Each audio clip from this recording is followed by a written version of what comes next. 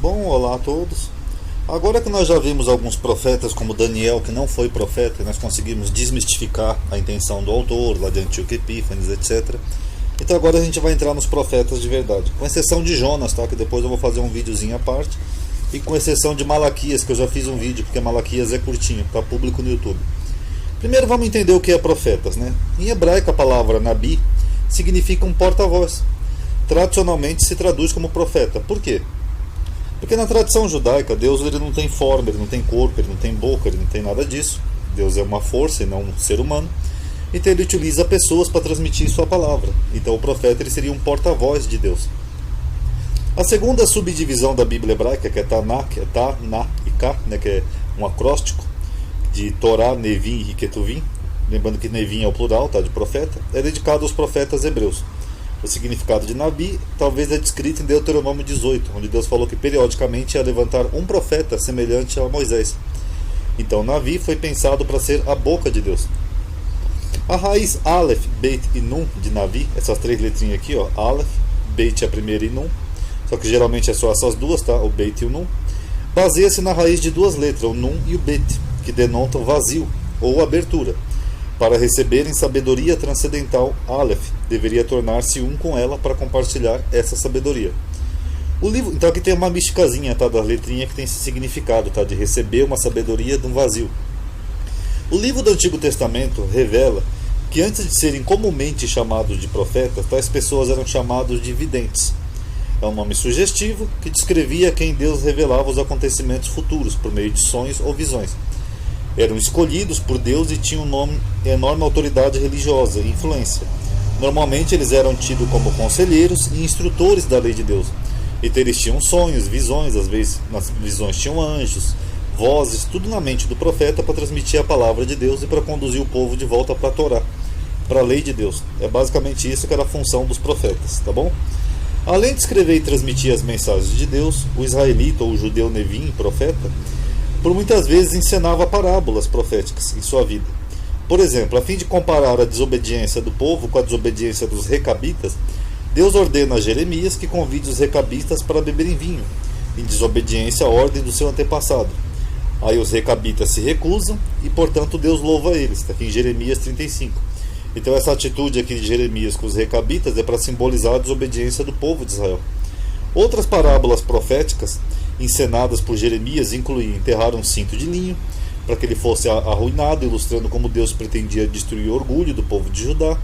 Da mesma forma, Jeremias comprou um pote de barro e quebrou no vale de Ben-Rinom, na frente dos anciãos e sacerdotes, para mostrar como Deus entregaria a nação de Judá e a cidade de Judá para além de reparo. Deus instruiu Jeremias a tomar um jugo de madeira, né, e tiras de couro para colocar no próprio pescoço, para demonstrar como Deus colocaria a nação sob o jugo de Nabucodonosor. Aqui é uma imagem ilustrativa, tá? Então era meramente para simbolizar isso. Então os profetas às vezes faziam encenações, como Osés, que teve que casou com uma mulher adúltera, simbolizando os adultérios de Israel. Um outro profeta que teve que cozir com esterco. Tudo isso eram simbólicos, tá? Para simbolizar castigos, alegorias. Então, de uma maneira similar, o profeta Isaías também teve que andar despojado e descalço por 3 anos, para ilustrar o cativeiro próximo. O profeta Ezequiel teve que deitar do lado por 390 dias e comer comida calculada, para ilustrar os próximos cercos, e assim por diante. A expressão filhos dos profetas designava todos aqueles que se tornavam discípulos e ministros ajudantes, ou seja, servidores, dos profetas do Antigo Testamento, como Baruque, por exemplo, que era um discípulo de Jeremias, ou Eliseu, que era um discípulo de Elias, e assim por diante.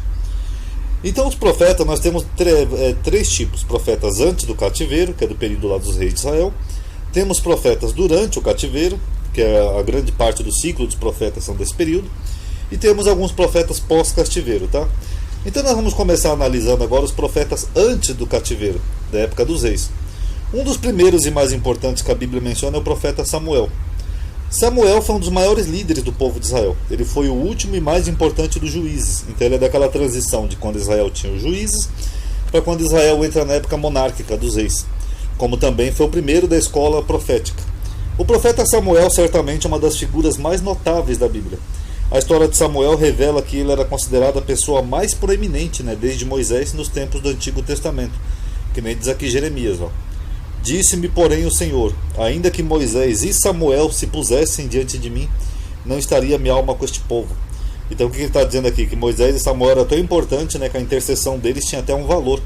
E aqui Deus está falando que nem se essas duas pessoas que ele gostava muito estivessem diante dele, Deus ia estar com aquele povo, né, de novo. O significado exato do nome Samuel é incerto, mas varia, né? Tem sido sugerida pelos intérpretes. Por exemplo, ouvido por Deus, aquele que provém de Deus, nome de Deus, prometido ou dado por Deus. A vocalização do nome de Samuel em hebraico sugere o significado de ouvido por Deus, Shmuel, mas também é inconclusivo. Então, basicamente, o nome de Samuel é em nome de El, porque nome em hebraico é Sem, Shem, né, que eu já mostrei aqui em outros vídeos. Shem significa nome, Shem, e El é de Elohim, é aquele sufixo, né, de Elohim. Então, o nome de El seria basicamente isso, Shmuel, em nome de El, tá bom?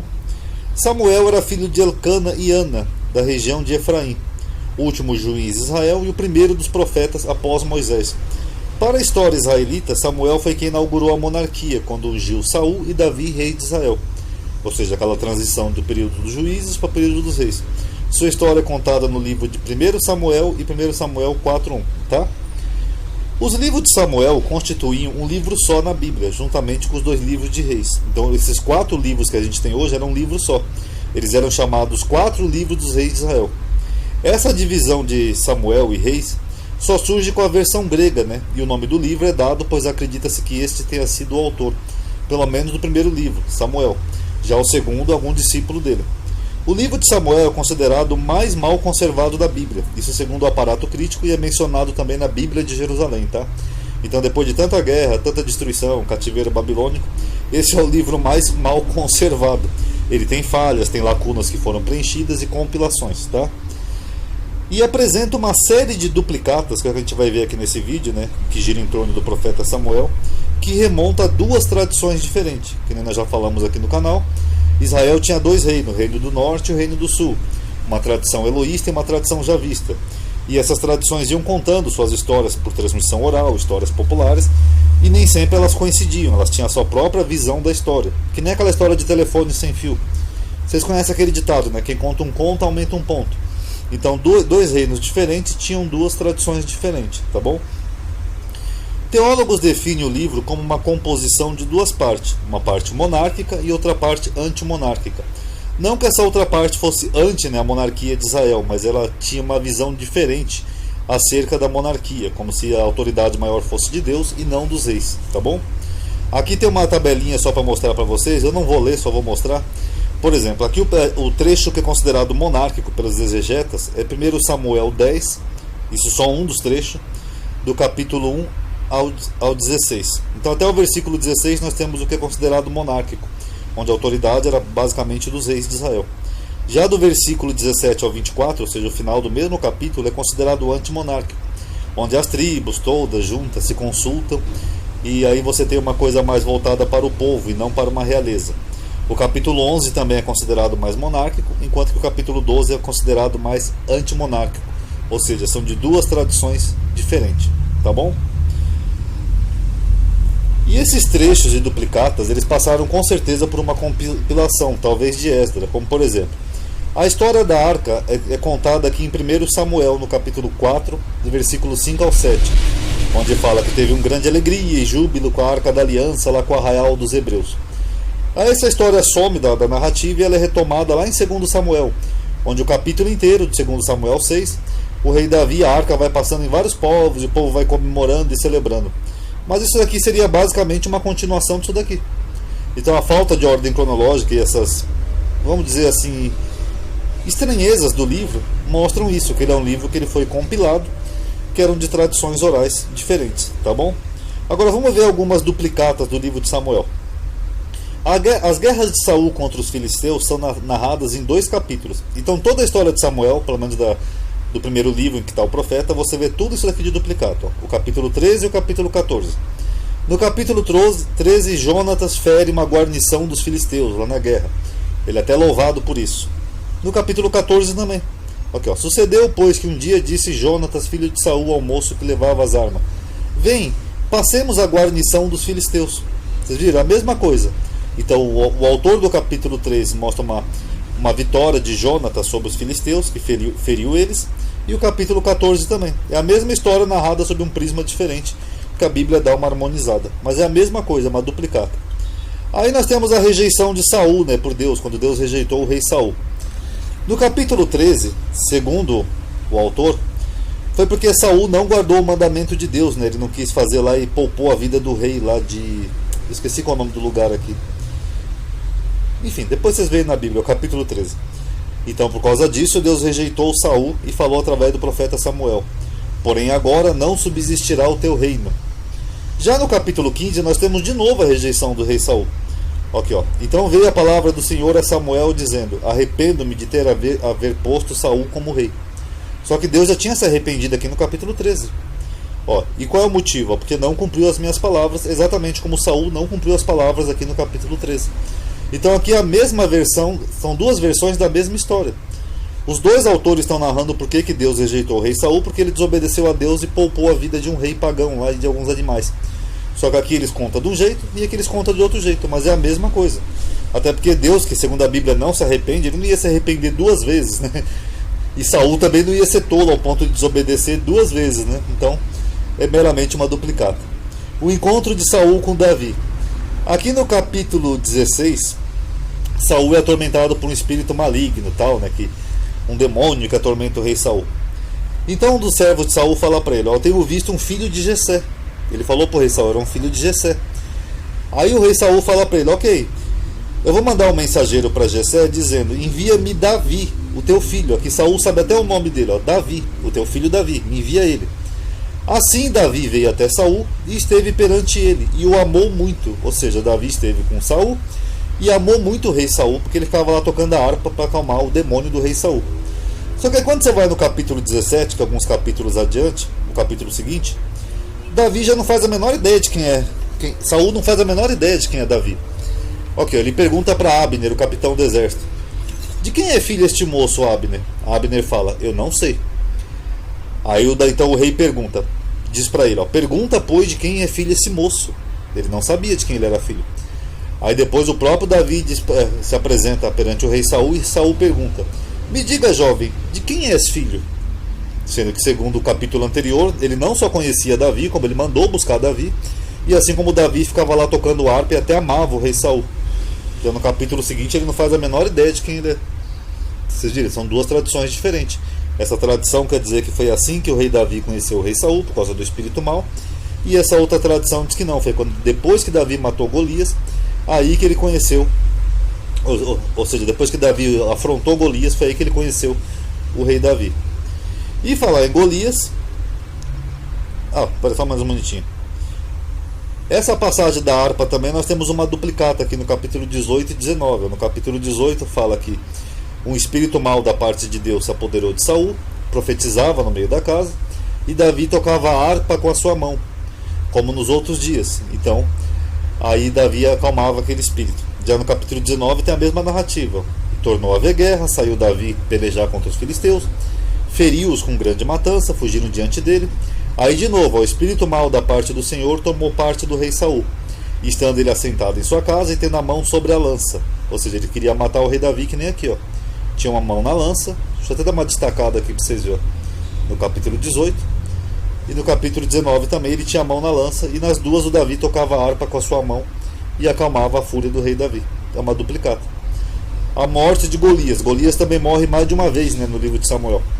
Aqui no capítulo 17, Davi vai lá, ele pega uma pedra, ó, e com uma funda, e com uma pedra, aqui, ó, tá no texto, ó, com uma pedra, ele feriu o filisteu, Golias, e o matou, sem que Davi tivesse uma espada na mão. Então Davi matou ele com uma pedra, sem espada.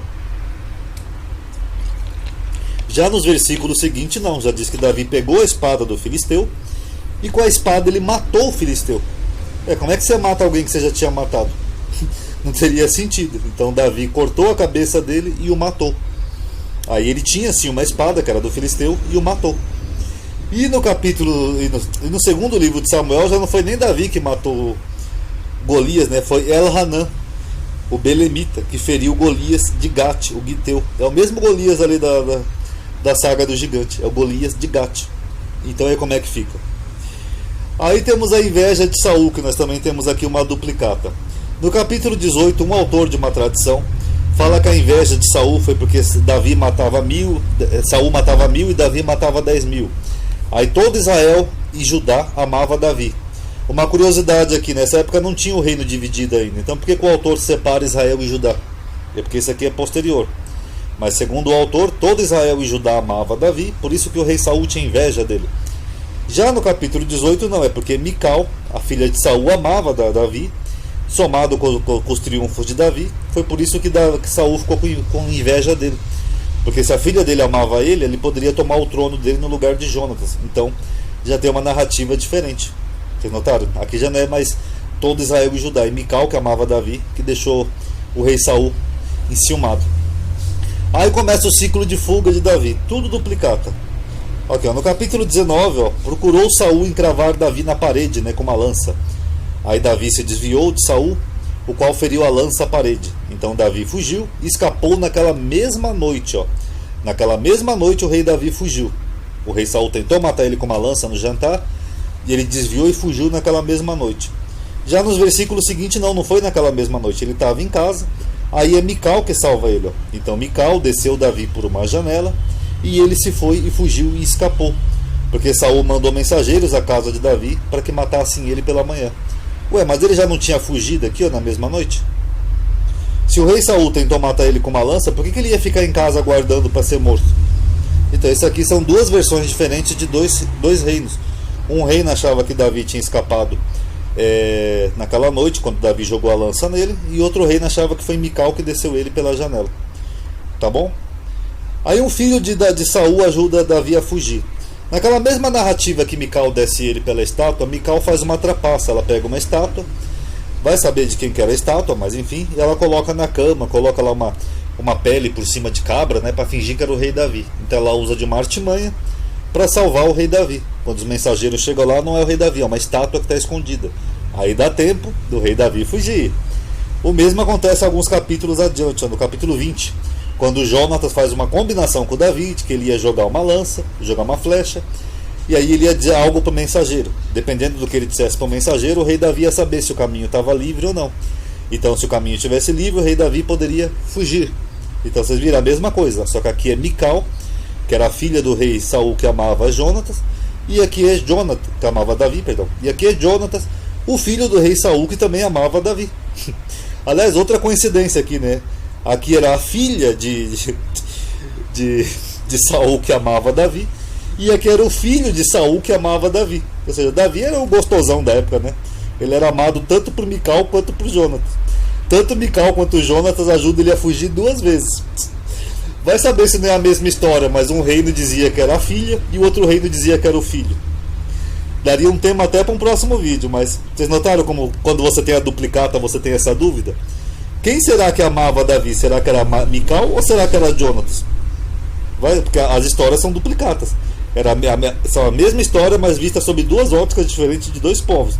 Um reino dizia que era Mical, outro reino dizia que era Davi, que era Jonatas. Bom, Davi em Aquis. Aqui nós temos duas vezes Davi em Aquis. Davi vai perante Aquis, o rei de Gate. E aqui alguns capítulos adiante, que a primeira versão é no capítulo 21, a segunda é no capítulo 27. Na primeira, Davi dá uma de doido tal, e o rei Aquis deixa ele em paz porque acha que ele está doido, quando ele está fugindo do rei Saul. Na segunda, ele acha graça perante o rei Aquis, rei de Gate, mas o rei Saul também está perseguindo ele, e Davi acaba passando os maus bocados lá em Gate, tá bom? Aí nós temos a fuga de Davi, duas fugas de Davi no capítulo 23. Primeiro, Davi aqui, ele se levanta com seus homens, uns 600, e aí Saul está perseguindo ele, na região de Keila. Aí Davi consegue escapar e Saul não mata ele. Aí nós temos de novo aqui, no capítulo 23, nos versículos seguintes, de novo quando Saul está tentando pegar o rei Davi, mas aí ele não consegue. Davi dá umas voltinhas nele, até que o mensageiro de Saul aparece, e Saul acaba deixando Davi escapar. Aí nós temos duas vezes que Davi poupa a vida de Saul. Primeiro é no capítulo 24. Eu não coloquei o capítulo todo, mas vocês veem que aqui Davi apareceu por trás de uma rocha, que ele estava escondido. Ele podia ter matado o rei Saul e ele não mata. Ele fala: olha, o Senhor porém será juiz e julgará entre mim e ti. Ou seja, é Deus que vai fazer justiça, não eu. Já que no capítulo 26 a mesma coisa, Davi se esconde numa rocha, aí ele começa a falar algumas palavras e Saul reconhece a voz dele. Aí Davi aparece e ele diz praticamente o mesmo. Eis aqui a lança do rei. Ou seja, ele podia ter matado ele, mas não matou. Ele dá a lança para um dos moços. Ele fala, o Senhor, porém, pague a cada um a sua justiça, a sua lealdade. Ou seja, eu entrego na mão de Deus. O mesmo que ele já tinha feito aqui no capítulo 24. Ou seja, é meramente uma duplicata dos dois capítulos. Tá bom? Nas duas vezes o rei Davi se esconde e poupa a vida do rei Saul. E aqui nós temos a morte do rei Saul. Onde aqui nós temos, por exemplo, no capítulo 31 de Samuel, que fala que o rei Saul pede para o seu pajem, para o seu guarda, arranca a tua espada e me mata com ela, eu não quero mais viver, porque ele tinha visto o Jonathan morrer. Aí o pajem não quer fazer isso, ele não quer matar o rei Saul. Aí o rei Saul pega a espada dele e se lança sobre ela, ou seja, o rei Saul se suicida. Já no segundo livro de Samuel, esse mesmo pajem aqui que também tinha morrido aqui, ó, ele reaparece e vai lá contar para Davi como o rei Saul morreu. Ele fala que o rei Saul pediu para ele matar ele, ó, mata-me. Ele não quis, aí só que em vez de recusar de matar ele, ele pegou a espada e arremessou contra o rei Saul e matou ele. E não morreu, como diz aqui, ó, no capítulo 31. Então como é que fica? O rei Saul se matou ou foi o pajem dele que matou ele? O pajem dele morreu logo em seguida? Ou não, ele foi lá contar para o rei Davi como que o rei Saul morreu? Nós nunca vamos saber. E o mais doido disso é que, segundo Crônicas, ele confirma a primeira versão aqui da história. No livro de Crônicas, que é o livro posterior, pós-cativeiro babilônico, ele confirma essa primeira versão, que foi o rei Saul que se lançou sobre a espada. Então isso aqui do segundo Samuel, de onde é que veio? Então nós temos duas tradições que transmitiram suas histórias e foram compiladas em um livro só. Tradição do Reino do Norte e do Sul. A história toda de Davi ali, Samuel e Saul é só uma grande duplicata. São duas versões da mesma história, que transmitiram suas histórias e foram compiladas no mesmo livro. Samuel, o profeta, deve ter sido alguém de prestígio no meio do povo, ao ponto de gerar essas tradições narradas com certo número de floreios e exageros, tá bom? Agora que nós já vimos o primeiro profeta aqui, pré-Babilônia, que é Samuel, aí nós vamos ver depois o segundo, que é o profeta Elias, tá bom? Espero que tenham gostado. Se gostaram, deixa o like no vídeo ou comente aí se quiser. Obrigado por terem assistido. Paz a todos.